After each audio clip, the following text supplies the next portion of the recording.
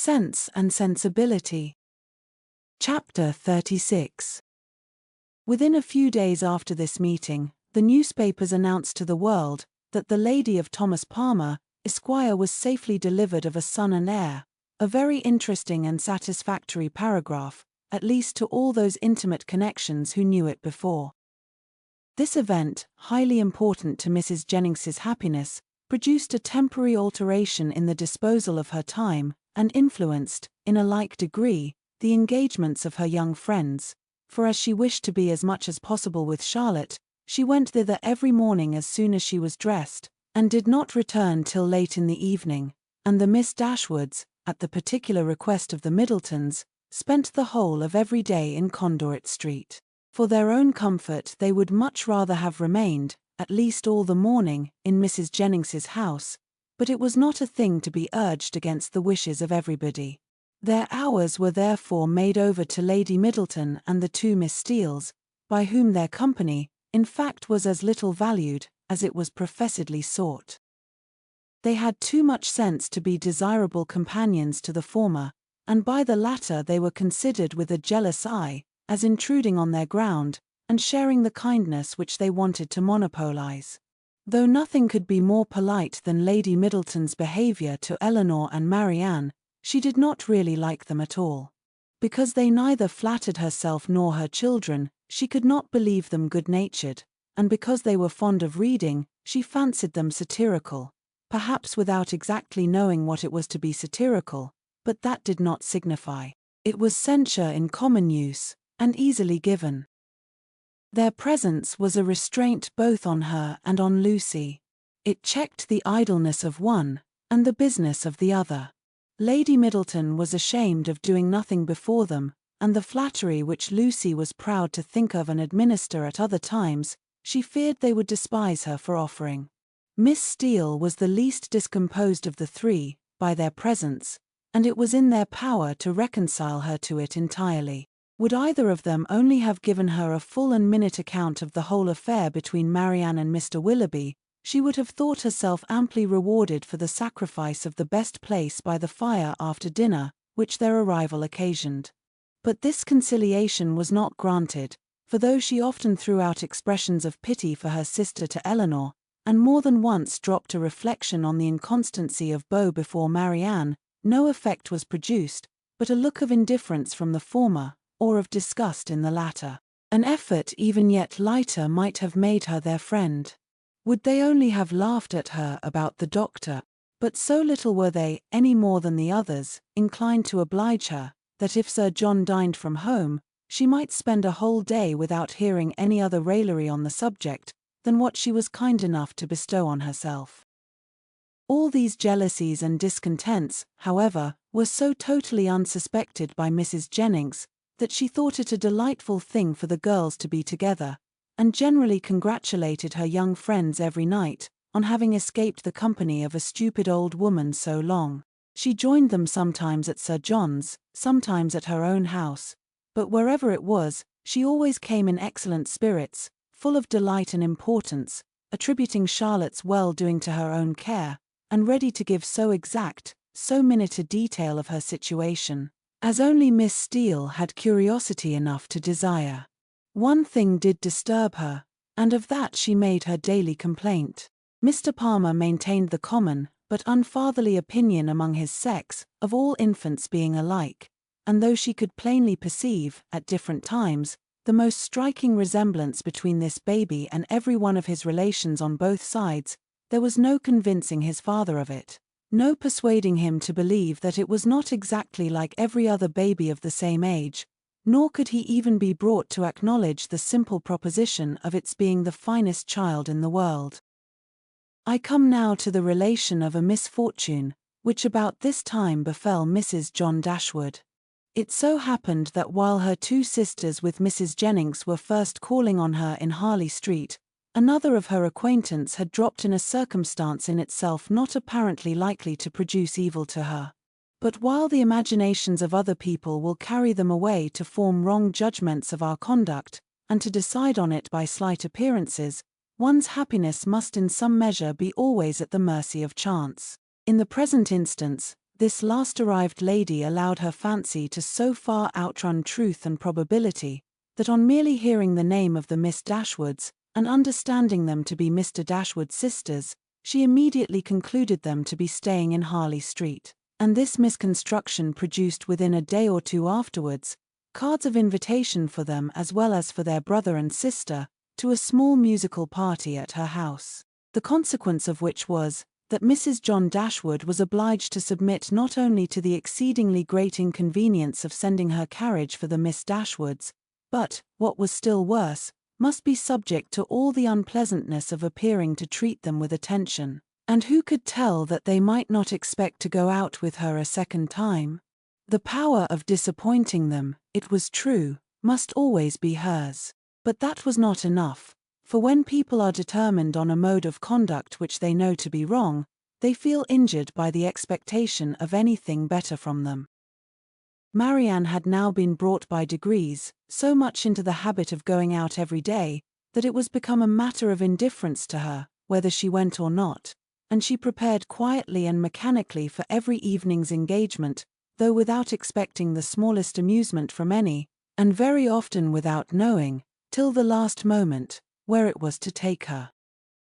To her dress and appearance she was grown so perfectly indifferent, as not to bestow half the consideration on it, during the whole of her toilet, which it received from Miss Steele in the first 5 minutes of their being together, when it was finished. Nothing escaped her minute observation and general curiosity. She saw everything, and asked everything, was never easy till she knew the price of every part of Marianne's dress, could have guessed the number of her gowns altogether with better judgment than Marianne herself, and was not without hopes of finding out before they parted how much her washing cost per week, and how much she had every year to spend upon herself. The impertinence of these kind of scrutinies, moreover, was generally concluded with a compliment, which though meant as its due sir, was considered by Marianne as the greatest impertinence of all, for after undergoing an examination into the value and make of her gown, the colour of her shoes, and the arrangement of her hair, she was almost sure of being told that upon her word she looked vastly smart, and she dared to say she would make a great many conquests. With such encouragement as this, was she dismissed on the present occasion, to her brother's carriage, which they were ready to enter 5 minutes after it stopped at the door, a punctuality not very agreeable to their sister-in-law, who had preceded them to the house of her acquaintance, and was there hoping for some delay on their part that might inconvenience either herself or her coachman. The events of this evening were not very remarkable. The party, like other musical parties, comprehended a great many people who had real taste for the performance, and a great many more who had none at all, and the performers themselves were, as usual, in their own estimation, and that of their immediate friends, the first private performers in England. As Eleanor was neither musical, nor affecting to be so, she made no scruple of turning her eyes from the grand pianoforte, whenever it suited her, and unrestrained even by the presence of a harp and violoncello, would fix them at pleasure on any other object in the room. In one of these excursive glances she perceived among a group of young men, the very he, who had given them a lecture on toothpick cases at Gray's. She perceived him soon afterwards looking at herself, and speaking familiarly to her brother, and had just determined to find out his name from the latter, when they both came towards her, and Mr. Dashwood introduced him to her as Mr. Robert Ferrars. He addressed her with easy civility, and twisted his head into a bow which assured her as plainly as words could have done, that he was exactly the coxcomb she had heard him described to be by Lucy. Happy had it been for her, if her regard for Edward had depended less on his own merit than on the merit of his nearest relation. For then his brother's bow must have given the finishing stroke to what the ill humour of his mother and sister would have begun. But while she wondered at the difference of the two young men, she did not find that the emptiness and conceit of the one put her out of all charity with the modesty and worth of the other.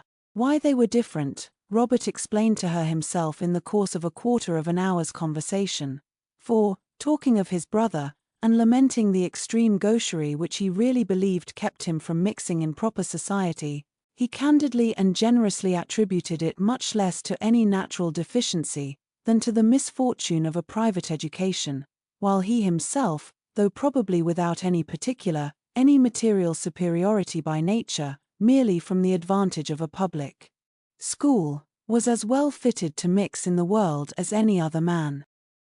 "'Pon my soul," he added, "I believe it is nothing more, and so I often tell my mother, when she is grieving about it. My dear madam, I always say to her, you must make yourself easy. The evil is now irremediable, and it has been entirely your own doing. Why would you be persuaded by my uncle, Sir Robert, against your own judgment, to place Edward under private tuition, at the most critical time of his life? If you had only sent him to Westminster as well as myself, instead of sending him to Mr. Pratt's, all this would have been prevented. This is the way in which I always consider the matter, and my mother is perfectly convinced of her error." Eleanor would not oppose his opinion, because, whatever might be her general estimation of the advantage of a public school, she could not think of Edward's abode in Mr. Pratt's family with any satisfaction. "You reside in Devonshire, I think," was his next observation, "in a cottage near Dawlish." Eleanor set him right as to its situation, and it seemed rather surprising to him that anybody could live in Devonshire without living near Dawlish. He bestowed his hearty approbation, however, on their species of house. "For my own part," said he, "I am excessively fond of a cottage. There is always so much comfort, so much elegance about them. And I protest, if I had any money to spare, I should buy a little land and build one myself, within a short distance of London, where I might drive myself down at any time, and collect a few friends about me, and be happy. I advise everybody who is going to build a cottage. My friend Lord Courtland came to me the other day on purpose to ask my advice, and laid before me 3 different plans of Bonhomie's. I was to decide on the best of them. 'My dear Courtland,' said I, immediately throwing them all into the fire, 'do not adopt either of them, but by all means build a cottage. And that, I fancy, will be the end of it. Some people imagine that there can be no accommodations, no space in a cottage, but this is all a mistake. I was last month at my friend Elliot's, near Dartford. Lady Elliot wished to give a dance. "But how can it be done?" said she. "My dear Ferrers, do tell me how it is to be managed. There is not a room in this cottage that will hold 10 couple, and where can the supper be?" I immediately saw that there could be no difficulty in it, so I said, "My dear Lady Elliot, do not be uneasy. The dining parlour will admit 18 couple with ease, card tables may be placed in the drawing room, the library may be open for tea and other refreshments, and let the supper be set out in the saloon."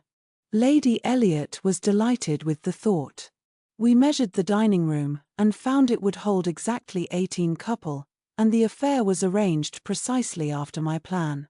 So that, in fact, you see, if people do but know how to set about it, every comfort may be as well enjoyed in a cottage as in the most spacious dwelling.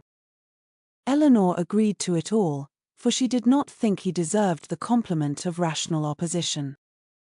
As John Dashwood had no more pleasure in music than his eldest sister, his mind was equally at liberty to fix on anything else, and a thought struck him during the evening, which he communicated to his wife, for her approbation, when they got home. The consideration of Mrs. Denison's mistake, in supposing his sisters their guests, had suggested the propriety of their being really invited to become such, while Mrs. Jennings's engagements kept her from home. The expense would be nothing, the inconvenience not more, and it was altogether an attention which the delicacy of his conscience pointed out to be requisite to its complete enfranchisement from his promise to his father. Fanny was startled at the proposal. "I do not see how it can be done," said she, "without affronting Lady Middleton, for they spend every day with her, otherwise I should be exceedingly glad to do it. You know I am always ready to pay them any attention in my power, as my taking them out this evening shows. But they are Lady Middleton's visitors. How can I ask them away from her?" Her husband, but with great humility, did not see the force of her objection. They had already spent a week in this manner in Conduit Street, and Lady Middleton could not be displeased at their giving the same number of days to such near relations. Fanny paused a moment, and then, with fresh vigor, said, "My love, I would ask them with all my heart, if it was in my power. But I had just settled within myself to ask the Miss Steeles to spend a few days with us. They are very well behaved, good kind of girls, and I think the attention is due to them, as their uncle did so very well by Edward. We can ask your sisters some other year, you know, but the Miss Steeles may not be in town any more. I am sure you will like them. Indeed, you do like them, you know, very much already, and so does my mother, and they are such favourites with Harry." Mr. Dashwood was convinced. He saw the necessity of inviting the Miss Steeles immediately, and his conscience was pacified by the resolution of inviting his sisters another year, at the same time, however, slyly suspecting that another year would make the invitation needless, by bringing Eleanor to town as Colonel Brandon's wife, and Marianne as their visitor. Fanny, rejoicing in her escape, and proud of the ready wit that had procured it, wrote the next morning to Lucy, to request her company and her sisters, for some days, in Harley Street, as soon as Lady Middleton could spare them. This was enough to make Lucy really and reasonably happy. Mrs. Dashwood seemed actually working for her, herself, cherishing all her hopes, and promoting all her views. Such an opportunity of being with Edward and his family was, above all things, the most material to her interest, and such an invitation the most gratifying to her feeling. It was an advantage that could not be too gratefully acknowledged, nor too speedily made use of, and the visit to Lady Middleton, which had not before had any precise limits, was instantly discovered to have been always meant to end in 2 days' time. When the note was shown to Eleanor, as it was within 10 minutes after its arrival, it gave her, for the first time, some share in the expectations of Lucy, for such a mark of uncommon kindness, vouchsafed on so short an acquaintance, seemed to declare that the goodwill towards her arose from something more than merely malice against herself, and might be brought, by time and address, to do everything that Lucy wished. Her flattery had already subdued the pride of Lady Middleton, and made an entry into the close heart of Mrs. John Dashwood, and these were effects that laid open the probability of greater. The Miss Steeles removed to Harley Street, and all that reached Eleanor of their influence there, strengthened her expectation of the event. Sir John, who called on them more than once, brought home such accounts of the favour they were in, as must be universally striking. Mrs. Dashwood had never been so much pleased with any young women in her life, as she was with them, had given each of them a needle-book made by some emigrant, called Lucy by her Christian name, and did not know whether she should ever be able to part with them.